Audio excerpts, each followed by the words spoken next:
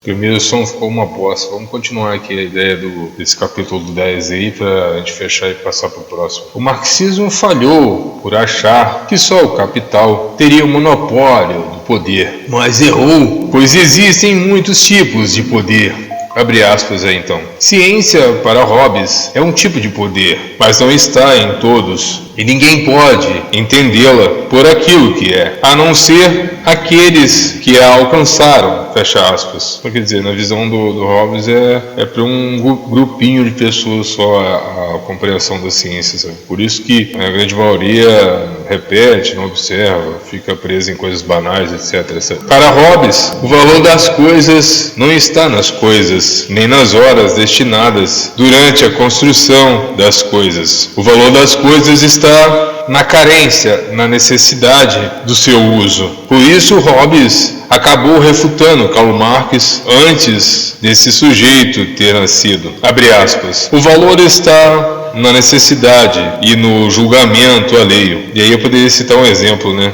Ele cita um exemplo, né? Olha o exemplo que ele cita. Um hábil comandante de soldados possui um alto preço em tempos de guerra, que se reduz em tempos de paz. E aí ele dá um outro exemplo. Ao contrário, um juiz tem muito mais valor durante a paz do que na guerra. E assim, quem determina o preço não é o vendedor, e aí eu incrementei, né? O fabricante, o operário, mas sim, nem as horas, né? Mas sim o consumidor. Assim que era na Grécia Antiga, né? Só para deixar mais um adendo aí. Então isso já refutou a ideia de Marx de preço e tal, o próprio, já naquela época, o próprio Hobbes. Hobbes disse que a esquerda, e aí eu tentando comparar, trazer para o presente, Hobbes disse que a esquerda falta com a honra, são sujeitos desonrosos, pois se submetem à vassalagem, à servidão, por medo ou necessidade. Por isso devem ser tidos como covardes. Lógico, uma análise minha, mas todas as coisas que eu encontrei no livro. A esquerda se move na obscuridade, pois seus meios são doces que no fim se tornam amargos. São bandidos de duas caras, duas carrancas, uma de paz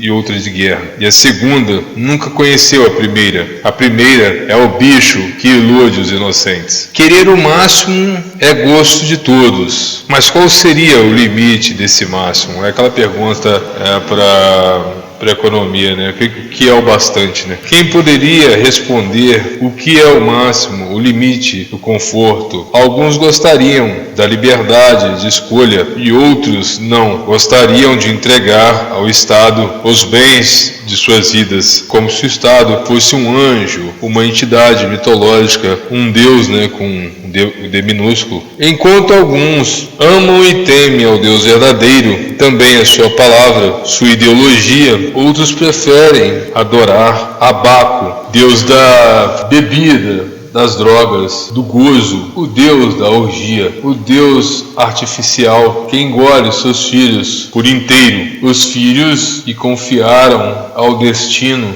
os filhos que confiaram a ele o destino de um país. O Deus da esquerda legou aos seus herdeiros o amor ao lucro, a inveja ao dinheiro, apreço ao roubo, à pirataria, ao rapto, ao furto, ao engano, ao engodo, à vingança, a tudo aquilo que é ilícito e ilegal. A esquerda não é digna de portar o brasão verde e amarelo, pois optaram desde o princípio pela cor vermelha e o branco de suas bandeiras, por conta da ideologia comunista. E isso selou a escolha que fizeram. O verde e amarelo da coroa e do positivismo militar acabou sendo largado aos patriotas, legado, né, aos patriotas. Se duques eram generais de guerra, Bolsonaro não está longe dos títulos de Estado. E aí uma pergunta, né? Lula foi general de guerra? Se conde eram companheiros dos generais, Lula foi algum conde? Marquês, título dos amigos dos generais também. E barão, grandes homens. Parece que Lula herdou o título de ladrão, o único que lhe coube. E aí, para fechar essa parte aí, sempre fazendo alusão, pegando emprestado